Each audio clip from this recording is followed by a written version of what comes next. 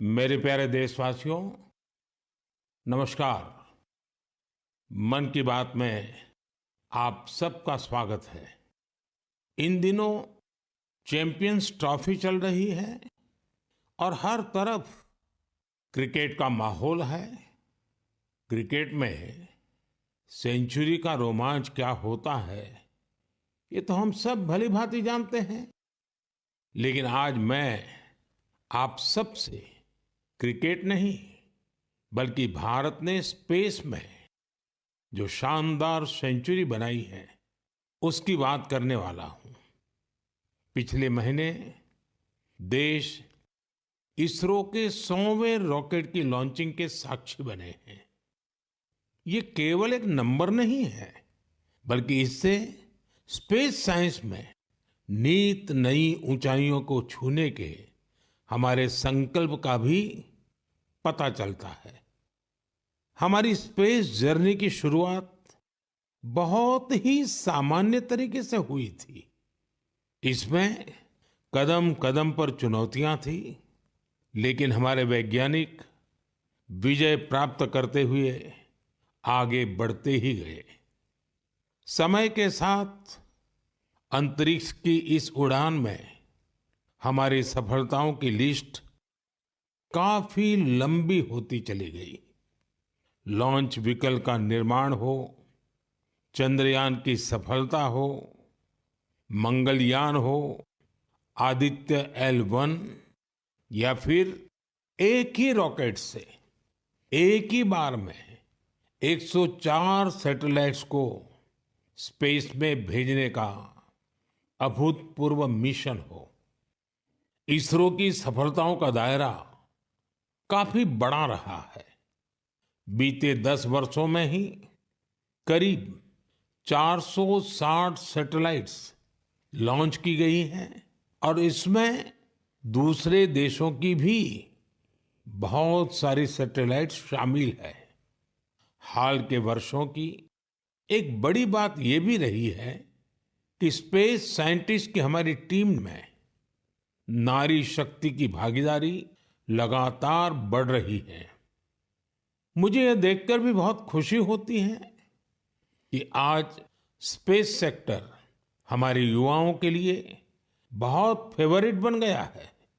कुछ साल पहले तक किसने सोचा होगा कि इस क्षेत्र में स्टार्टअप और प्राइवेट सेक्टर की स्पेस कंपनियों की संख्या सैकड़ों में हो जाएगी। हमारे जो युवा जीवन में कुछ थ्रिलिंग और एक्साइटिंग करना चाहते हैं, उनके लिए स्पेस सेक्टर एक बेहतरीन ऑप्शन बन रहा है। साथियों, आने वाले कुछ ही दिनों में हम नेशनल साइंस डे मनाने जा रहे हैं। हमारे बच्चों का, युवाओं का साइंस में इंटरेस्ट और पैशन होना बहुत मायने रखता है। इसे लेकर मेरे पास एक आइडिया है, जिसे आप one day as a scientist कह सकते हैं। यानी आप अपना एक दिन एक साइंटिस्ट के रूप में, एक वैज्ञानिक के रूप में बिताकर देखें। आप अपनी सुविधा के अनुसार, अपनी मर्जी के अनुसार कोई भी दिन चुन सकते हैं। उस दिन आप किसी रिसर्च लैब, प्लेनेटोरियम या फिर स्पेस सेंटर जैसी जगहों पर जरूर जाएं। इससे साइंस को लेकर आपकी जिज्ञासा और बढ़ेगी। स्पेस और साइंस की तरह एक और क्षेत्र है जिसमें भारत तेजी से अपनी मजबूत पहचान बना रहा है। ये क्षेत्र है एआई, यानी आर्टिफिशियल इंटेलिजेंस। हाल ही में मैं एआई के एक बड़े सम्मेलन में हिस्सा लेने के लिए पेरिस गया था। वहां दुनिया ने इस सेक्टर में भारत की प्रगति की खूब सराहना की। हमारे देश के लोग आज एआई का उपयोग किस किस तरह से कर रहे हैं, इसके उदाहरण भी हमें देखने को मिल रहे हैं। अब जैसे तेलंगाना में आदिलाबाद के सरकारी स्कूल के एक टीचर थोड़ासम कैलाश जी हैं। डिजिटल गीत संगीत में उनकी दिलचस्पी हमारी कई ट्राइबल लैंग्वेज को बचाने में बहुत महत्वपूर्ण काम कर रही है। उन्होंने एआई टूल्स की मदद से कोलामी भाषा में गाना कंपोज कर कमाल कर दिया है। वे एआई का उपयोग कोलामी के अलावा भी कई और भाषाओं में गीत तैयार करने के लिए कर रहे हैं। सोशल मीडिया पर उनके ट्रैक हमारे आदिवासी भाई बहनों को खूब पसंद आ रहे हैं। स्पेस सेक्टर हो या फिर एआई, हमारे युवाओं की बढ़ती भागीदारी एक नई क्रांति को जन्म दे रही है। नई नई टेक्नोलॉजी को अपनाने और आजमाने में भारत के लोग किसी से पीछे नहीं हैं। मेरे प्यारे देशवासियों, अगले महीने 8 मार्च को अंतर्राष्ट्रीय महिला दिवस है। यह हमारी नारी शक्ति को नमन करने का एक विशेष अवसर होता है। देवी महात्म्य में कहा गया है, विद्याः समस्ताः तव देवी भेदाः स्त्रियः समस्ताः सकला जगत्सु, अर्थात सभी विद्याएं देवी के ही विभिन्न स्वरूपों की अभिव्यक्ति है और जगत की समस्त नारी शक्ति में भी उनका ही प्रतिरूप है। हमारी संस्कृति में बेटियों का सम्मान सर्वोपरि रहा है। देश की मातृशक्ति ने हमारे स्वतंत्रता संग्राम और संविधान के निर्माण में भी बड़ी भूमिका निभाई है। संविधान सभा में हमारा राष्ट्रीय ध्वज प्रस्तुत करते हुए हंसा मेहता जी ने जो कहा था, मैं उन्हीं की आवाज में आप सबके साथ शेयर कर रहा हूं। It is in the fitness of things that this first flag that will fly over this august house should be a gift from the women of India. We have donned the saffron color. We have fought, suffered and sacrificed in the cause of our country's freedom. We have today attained our goals. In presenting this symbol of our freedom, we once more offer our services to the nation. We pledge ourselves to work for a great India, for building up a nation that will be a nation among nations. We pledge ourselves for working for a greater cause to maintain the freedom that we have achieved. साथियों, हंसा मेहता जी ने हमारे राष्ट्रीय ध्वज के निर्माण से लेकर उसके लिए बलिदान देने वाली देश भर की महिलाओं के योगदान को सामने रखा था। उनका मानना था कि हमारे तिरंगे में केसरिया रंग से भी ये भावना उजागर होती है। उन्होंने विश्वास व्यक्त किया था कि हमारी नारी शक्ति भारत को सशक्त और समृद्ध बनाने में अपना बहुमूल्य योगदान देगी। आज उनकी बातें सच साबित हो रही हैं। आप किसी भी क्षेत्र पर नजर डालें तो पाएंगे कि महिलाओं का योगदान कितना व्यापक है। साथियों, इस बार महिला दिवस पर मैं एक ऐसी पहल करने जा रहा हूं जो हमारी नारी शक्ति को समर्पित होगी। इस विशेष अवसर पर मैं अपने सोशल मीडिया अकाउंट जैसे एक्स, इंस्टाग्राम के अकाउंट्स, उनको देश की कुछ इंस्पायरिंग वुमेन को एक दिन के लिए सौंपने जा रहा हूं। ऐसी वुमेन जिन्होंने अलग अलग क्षेत्रों में उपलब्धियां हासिल की हैं इनोवेशन किया है, अलग अलग क्षेत्रों में अपनी एक अलग पहचान बनाई है। 8 मार्च को वो अपने कार्य और अनुभवों को देशवासियों के साथ साझा करेगी। प्लेटफॉर्म भले ही मेरा होगा, लेकिन वहां उनके अनुभव, उनकी चुनौतियां और उनकी उपलब्धियों की बात होगी। यदि आप चाहती हैं कि ये अवसर आपको मिले, तो नमो ऐप पर बनाए गए विशेष फोरम के माध्यम से इस प्रयोग का हिस्सा बने और मेरे एक्स और इंस्टाग्राम अकाउंट से पूरी दुनिया तक अपनी बात पहुंचाए।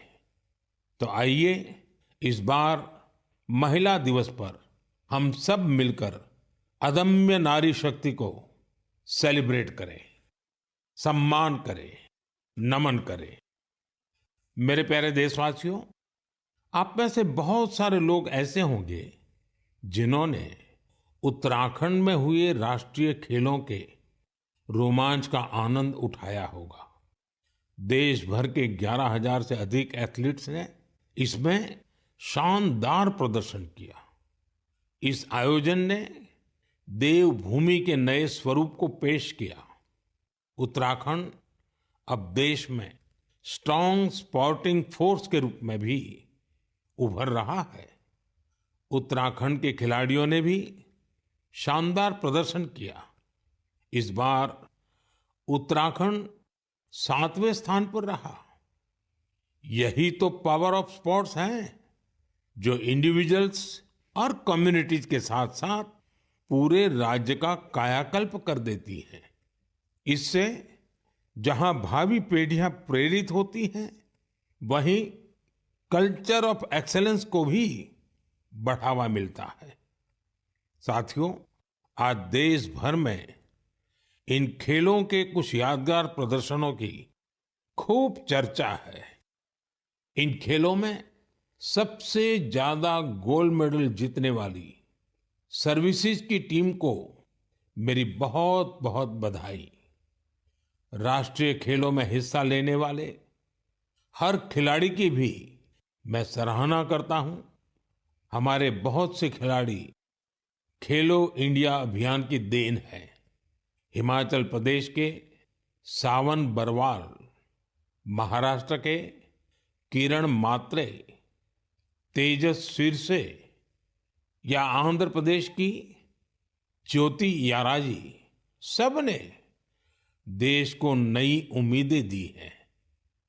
उत्तर प्रदेश के जेवलिन थ्रोअर सचिन यादव और हरियाणा की हाई जंपर पूजा और कर्नाटका की स्विमर धिनिधि दे सिंधु ने देशवासियों का दिल जीता।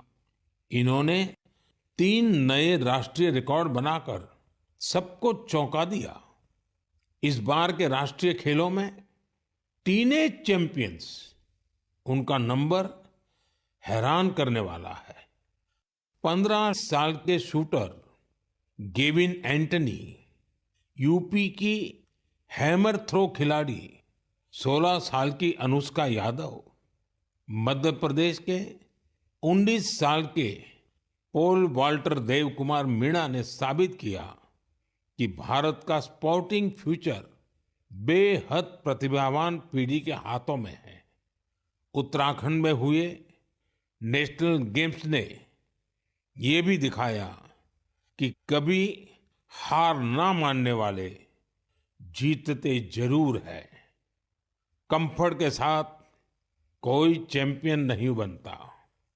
मुझे खुशी है हमारे युवा एथलीटों के डिटर्मिनेशन और डिसिप्लिन के साथ भारत आज ग्लोबल स्पोर्टिंग पावर हाउस बनने की ओर तेजी से आगे बढ़ रहा है। मेरे प्यारे देशवासियों, देहरादून में नेशनल गेम्स की ओपनिंग के दौरान मैंने एक बहुत ही अहम विषय उठाया है, जिसने देश में एक नई चर्चा की शुरुआत की है। ये विषय है ओबेसिटी, यानी मोटापा। एक फिट और हेल्दी नेशन बनने के लिए हमें ओबेसिटी की समस्या से निपटना ही होगा। एक स्टडी के मुताबिक आज हर 8 में से एक व्यक्ति ओबेसिटी की समस्या से परेशान है। बीते वर्षों में ओबेसिटी के मामले दोगुने हो गए हैं, लेकिन इससे भी ज्यादा चिंता की बात यह है कि बच्चों में भी मोटापे की समस्या 4 गुना बढ़ गई है। WHO का डेटा बताता है कि 2022 में दुनिया भर में करीब 250 करोड़ लोग ओवरवेट थे, यानी आवश्यकता से भी कहीं ज्यादा वजन था। ये आंकड़े बेहद गंभीर है और हम सभी को सोचने पर मजबूर करते हैं कि आखिर ऐसा क्यों हो रहा है। अधिक वजन या मोटापा कई तरह की परेशानियों को, बीमारियों को भी जन्म देता है। हम सब मिलकर छोटे छोटे प्रयासों से इस चुनौती से निपट सकते हैं। जैसे एक तरीका मैंने सुझाया था, खाने के तेल में 10% 10% की कमी करना। आप तय कर लीजिए कि हर महीने 10% कम तेल उपयोग करेंगे। आप तय कर सकते हैं कि जो तेल खाने के लिए खरीदा जाता है, खरीदते समय ही अब 10% कम ही खरीदेंगे। ये ओबेसिटी कम करने की दिशा में एक अहम कदम होगा। मैं आज मन की बात में इस विषय पर कुछ स्पेशल मैसेज भी आप लोगों से शेयर करना चाहता हूं। शुरुआत ओलंपिक मेडलिस्ट नीरज चोपड़ा जी से करते हैं, जिन्होंने खुद सफलतापूर्वक ओबेसिटी पर काबू पाकर दिखाया है। सभी को नमस्ते, मैं नीरज चोपड़ा आज आप सभी को बताना चाहता हूं कि हमारे माननीय प्रधानमंत्री श्री नरेंद्र मोदी जी ने मन की बात में इस बार ओबेसिटी के बारे में चर्चा की है, जो हमारे देश के लिए बहुत ही अहम मुद्दा है। और मैं कहीं ना कहीं इस बात को खुद से भी रिलेट करता हूं, क्योंकि जब मैंने ग्राउंड पे जाना स्टार्ट किया था तो उस टाइम में भी मेरा भी काफ़ी मोटापा था, और मैंने जब ट्रेनिंग स्टार्ट की, अच्छा खाना स्टार्ट किया, तो काफ़ी हेल्थ में मेरे सुधार आया। और उसके बाद जब मैं एक प्रोफेशनल एथलीट बन गया तो उसमें भी मेरी काफ़ी हेल्प मिली। और साथ में मैं बताना चाहूँगा कि जो पेरेंट्स हैं वो खुद भी आउटडोर स्पोर्ट कोई ना कोई खेल लें, अपने बच्चों को भी लेके जाएं और एक अच्छा हेल्दी लाइफस्टाइल बनाएं, अच्छा खाएं और अपने शरीर को 1 घंटा या जितना भी टाइम आप दे सकते हैं दिन में वो दें एक्सरसाइज के लिए। और मैं एक बात और ऐड करना चाहूँगा, अभी हाल ही में हमारे प्रधानमंत्री जी ने बोला था कि जो खाने में यूज़ होने वाला ऑयल है उसको 10% तक कम करें, क्योंकि कई बार हम काफ़ी तली हुई चीज़ें, ऐसी चीज़ें खा लेते हैं जिससे ओबेसिटी पे काफ़ी इम्पैक्ट पड़ता है। तो मैं सभी को कहना चाहूँगा कि इन चीज़ों से बचें और अपनी हेल्थ का ध्यान रखें। बस यही आपसे मैं गुजारिश करता हूँ और साथ उठ के हम अपने देश को ऊपर उठाएंगे। धन्यवाद। नीरज जी, आपका बहुत बहुत आभार। जानी मानी एथलीट निखत जरीन जी ने भी इस विषय पर अपनी बात रखी है। हाय, मेरा नाम निखत जरीन है और मैं 2 टाइम्स वर्ल्ड बॉक्सिंग चैंपियन हूँ। जैसे कि हमारे प्रधानमंत्री नरेंद्र मोदी जी ने मन की बात में ओबेसिटी को लेकर जिक्र किया है, and I think it's a national concern. हमें अपनी हेल्थ को लेकर सीरियस होना चाहिए, बिकॉज मोटापा जितनी जल्दी से फैल रहा है हमारे इंडिया में, उसको हमें रोकना चाहिए और कोशिश यही करनी चाहिए कि हम जितना हो सके हेल्दी लाइफस्टाइल फॉलो करें। मैं खुद एक एथलीट होके कोशिश करती हूँ कि मैं हेल्दी डाइट फॉलो करूँ, बिकॉज अगर मैंने गलती से भी अनहेल्दी डाइट ले लिया या मैंने ऑयली चीजें खा ली तो जिसकी वजह से मेरे परफॉर्मेंस पे इम्पैक्ट पड़ता है और मैं रिंग में जल्दी थक जाती हूँ। एंड मैं कोशिश यही करती हूँ कि मैं जितना हो सके एडिबल ऑयल जैसी चीजों को मैं कम इस्तेमाल करूँ और उसकी जगह हेल्दी डाइट फॉलो करूँ और डेली फिजिकल एक्टिविटी करूँ, जिसकी वजह से मैं हमेशा फिट रहती हूँ। एंड आई थिंक हम जैसे कॉमन लोग जो है जो डेली जॉब पे जाते हैं, काम पर जाते हैं, एंड आई थिंक हर किसी को हेल्थ को लेकर सीरियस होना चाहिए और कुछ ना कुछ डेली फिजिकल एक्टिविटी करनी चाहिए, जिसकी वजह से हमें बीमारियों जैसे हार्ट अटैक है और कैंसर जैसे बीमारियों से हम दूर रहे और अपने आप को फिट रखें, क्योंकि हम फिट तो इंडिया फिट। निखत जी ने वाकई कुछ अच्छे पॉइंट्स बताए हैं। आइए अब सुनते हैं डॉक्टर देवी शेट्टी जी का क्या कहना है। आप सभी जानते हैं वे एक बहुत ही सम्मानित डॉक्टर हैं जो इस विषय पर निरंतर काम कर रहे हैं। I would like to thank our Honorable Prime Minister for creating an awareness about obesity in his most popular Man Ki Baat program. Obesity today is not a cosmetic problem. It is a very serious medical problem. Majority of the youngsters in India today are obese. The main cause of obesity today is poor quality of food intake, especially excess intake of carbohydrates, that is rice, chapati and sugar, and of course large consumption of oil. Obesity leads to major medical problems like heart disease, high blood pressure, fatty liver and many other complications. So my advice to all the youngsters, start exercising, control your diet and be very, very active and watch your weight. Once again, I would like to wish all of you very, very happy, healthy future. Good luck and God bless. साथियों, खाने में तेल का कम उपयोग और obesity से निपटना यह केवल पर्सनल चॉइस नहीं है, बल्कि परिवार के प्रति हमारी जिम्मेदारी भी है। खान पान में तेल का अधिक इस्तेमाल हार्ट डिसीज, डायबिटीज और हाइपरटेंशन जैसी ढेर सारी बीमारियों की वजह बन सकता है। अपने खान पान में छोटे छोटे बदलाव करके हम हमारे फ्यूचर को स्ट्रॉन्गर, फिटर और डिसीज फ्री बना सकते हैं। इसलिए हमें बिना देर किए इस दिशा में प्रयास बढ़ाने होंगे। इसे अपने जीवन में उतारना होगा। हम सब मिलकर इसे खेल खेल में बहुत प्रभावी रूप से कर सकते हैं। जैसे मैं आज मन की बात के इस एपिसोड के बाद 10 लोगों को आग्रह करूंगा, चैलेंज करूंगा कि क्या वो अपने खाने में ऑयल को 10% कम कर सकते हैं, और साथ ही उनसे ये आग्रह भी करूंगा कि वो आगे नए 10 लोगों को ऐसा ही चैलेंज दे। मुझे विश्वास है इससे ओबेसिटी से लड़ने में बहुत मदद मिलेगी।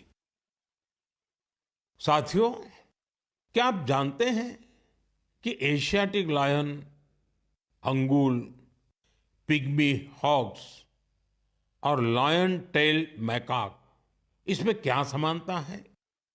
इसका जवाब है कि ये सब दुनिया में कहीं और नहीं पाए जाते हैं, केवल हमारे देश में ही पाए जाते हैं। वाकई हमारे यहाँ वनस्पति और जीव जंतुओं का एक बहुत ही वाइब्रेंट इकोसिस्टम है, और ये वन्य जीव हमारे इतिहास और संस्कृति में रचे बसे हुए हैं। कई जीव जंतु हमारे देवी देवताओं की सवारी के तौर पर भी देखे जाते हैं। मध्य भारत में कई जनजातियां बागेश्वर की पूजा करती हैं। महाराष्ट्र में वाघोबा के पूजन की परंपरा रही है। भगवान अयप्पा का भी बाघ से बहुत गहरा नाता है। सुंदरवन में बोन बीबी की पूजा अर्चना होती है, जिनकी सवारी बाघ है।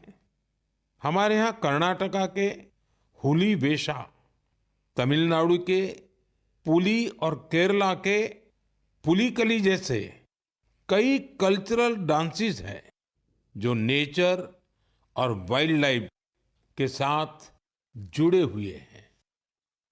मैं अपने आदिवासी भाई बहनों का भी बहुत आभार करूंगा क्योंकि वो वाइल्ड लाइफ प्रोटेक्शन से जुड़े कार्यों में बढ़ चढ़कर भागीदारी करते हैं। कर्नाटका के बीआरटी टाइगर रिजर्व में बाघों की आबादी में लगातार वृद्धि हुई है। इसका बहुत क्रेडिट सोलिगा ट्राइब्स को जाता है जो बाघ की पूजा करते हैं। इनके कारण इस क्षेत्र में मैन एनिमल कॉन्फ्लिक्ट ना के बराबर होता है। गुजरात में भी लोगों ने गीर में एशियाटिक लायंस की सुरक्षा और संरक्षण में महत्वपूर्ण योगदान दिया है। उन्होंने दुनिया को दिखा दिया है कि प्रकृति के साथ कोएग्जिस्टेंस आखिर क्या होता है। साथियों, इन प्रयासों के कारण ही पिछले कई वर्षों में बाघ, तेंदुए, एशियाटिक लायंस, राइनो और बारहसिंगा की आबादी तेजी से बढ़ी है और भारत में वन्य जीवों की डाइवर्सिटी कितनी खूबसूरत है ये भी गौर करने लायक है। एशियाटिक लायंस देश के पश्चिमी हिस्से में पाए जाते हैं, जबकि टाइगर का क्षेत्र है पूर्वी, मध्य और दक्षिण भारत। वहीं राइनो पूर्वोत्तर में मिलते हैं। भारत का हर हिस्सा न केवल प्रकृति के लिए संवेदनशील है बल्कि वाइल्ड लाइफ प्रोटेक्शन के लिए भी प्रतिबद्ध है। मुझे अनुराधा राव जी के बारे में बताया गया है, जिनकी कई पीढ़ियों का नाता अंडमान निकोबार आइलैंड से रहा है। अनुराधा जी ने कम उम्र में ही एनिमल वेलफेयर के लिए खुद को समर्पित कर दिया था। 3 दशकों से उन्होंने हिरण और मोर की रक्षा को अपना मिशन बनाया। यहाँ के लोग तो उन्हें डियर वुमेन के नाम से बुलाते हैं। अगले महीने की शुरुआत में हम वर्ल्ड वाइल्ड लाइफ डे मनाएंगे। मेरा आग्रह है कि आप वाइल्ड लाइफ प्रोटेक्शन से जुड़े लोगों का हौसला जरूर बढ़ाएं। यह मेरे लिए बहुत संतोष की बात है। इस क्षेत्र में अब कई स्टार्टअप्स भी उभर कर सामने आए हैं। साथियों, यह बोर्ड एग्जाम का सीजन है। मैं अपने युवा साथियों यानी एग्जाम वॉरियर्स को उनकी परीक्षाओं के लिए बहुत बहुत शुभकामनाएं देता हूं। आप बिना कोई स्ट्रेस लिए पूरी पॉजिटिव स्पिरिट के साथ अपने पेपर दीजिए। हर वर्ष परीक्षा पे चर्चा में हम अपने एग्जाम वॉरियर से परीक्षाओं से जुड़े अलग अलग विषयों पर बात करते हैं।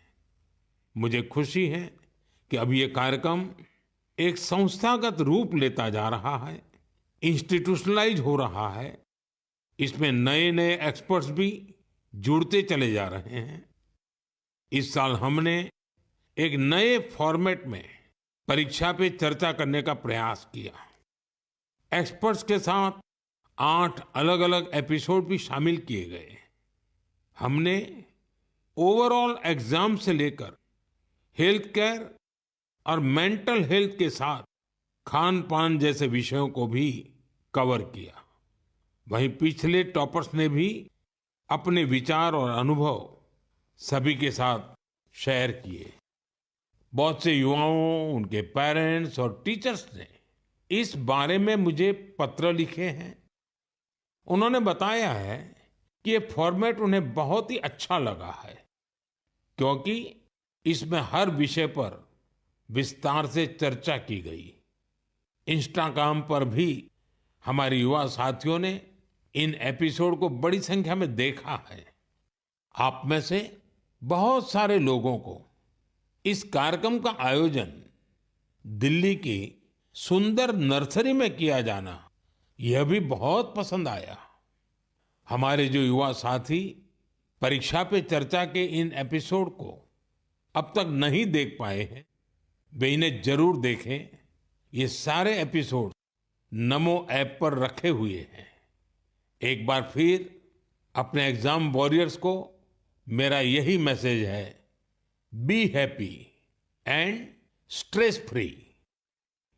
मेरे प्रिय साथियों, मन की इस बात में इस बार मेरे साथ इतना ही। अगले महीने फिर नए विषयों के साथ हम मिलकर मन की बात करेंगे। आप मुझे अपने पत्र, अपने संदेश भेजते रहिए। स्वस्थ रहिए, आनंद में रहिए। बहुत बहुत धन्यवाद। नमस्कार।